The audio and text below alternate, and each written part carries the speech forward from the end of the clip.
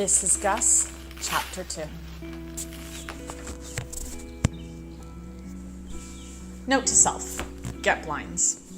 Joel woke up to the sun glaring through the window at 0800 hours. He was disoriented, still sleepy, and had a headache. Good morning, world, he mustered through gritted teeth. He slowly got to his feet, head heavy and limbs sore. It turned out that sleeping on the couch was not the greatest idea. At least he figured out which way the sun rose in the morning. He wanted coffee. He'd left his coffee beans and the grinder in the car last night. Last night he thought that was a grand idea. This morning he thought it was stupid. Damn it, Joel, why do you do this to yourself? He stood up slowly and stretched. He thought the house looked beautiful in the morning as he wiped sleep from his face. Beams of light cascaded through the window and he could see them radiate onto the hall. Dust particles from the air added little gems floating from surface to surface. I need to clean, Joel scolded himself. He put a light hoodie on, adjusted the jeans he had slept in, and pushed the door open. It had stayed shut all night, but it was more of an image thing than a safety thing. The latch hadn't even fastened and was only held in place by the frame. He slowly marched down the path towards his car and noticed a strange thing. There were no birds calling. Joel knew he was not literally in the country, but he thought he was far enough away from civilization to hear birds on a morning like this. Even in the city, he would hear one or two serenading. He arrived at his car and opened the back right door. His things spilled out onto the shoulder of the road. Joel moved as fast as he could, but he failed to save the majority of his luggage from spilling. Fucking, I'll deal with it later, he muttered in contempt. Joel was smart. Joel kept his coffee grinder and beans near the top of the pile for a situation very similar to this. Joel was stupid. Joel had to take another eternity of routing through the car to find a mug. A total of 12 minutes. Joel couldn't hide his smile as he headed back to the house, beans in one hand, cup in another. He was successful. He loved his coffee, and he needed it to survive the day. It was not quite a physical addiction to caffeine, but an emotional dependency was in the cards.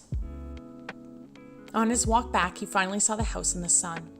There used to be grass in the front yard, but now there were weeds. The tree, he half noticed, was a lot worse than initially thought.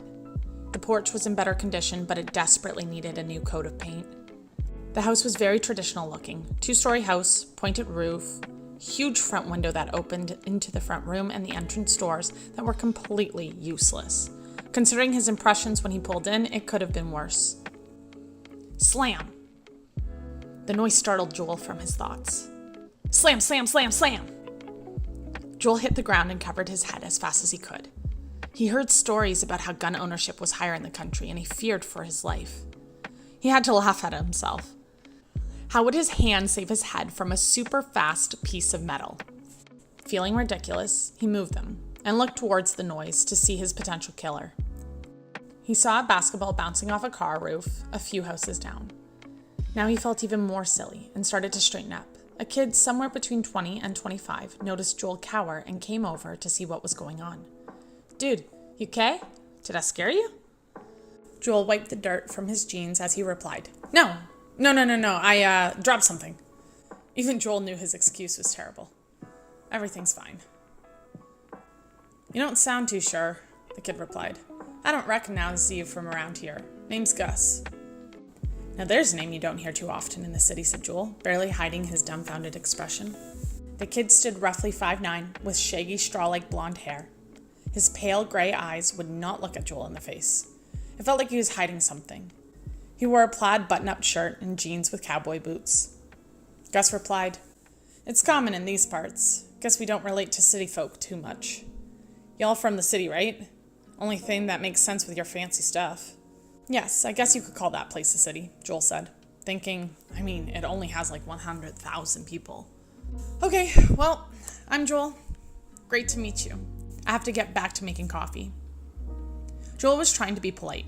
He did not want to come off as dismissive, but he really wanted his coffee. That black, smooth, hot liquid was all he needed to make sure his day was going to go well. Trying to function without it was somewhat futile. Joel started towards the house and noticed Gus was close behind him. Gus? What are you doing? Joel Joel did not even try to hide the unease in his voice. He could not pretend that he was comfortable. Plus, pre-coffee Joel was far from polite, though he tried very hard. "Sorry, mister. Wasn't sure if you didn't need a hand. I got the feelings that you needs one." Gus gestured toward the cavalcade of things emanating from Joel's car. "Thank you, Gus, but I have it from here. I'll see you around," Joel said as calmly as he could.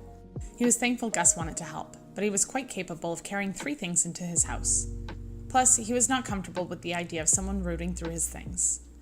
Not that he had anything worth caring about, but they were his things. Call him selfish. Gus slowly walked away with no response.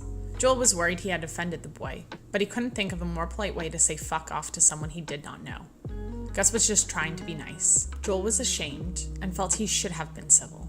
"Pre-coffee," Joel said to himself. "I can't be expected to be better pre-coffee."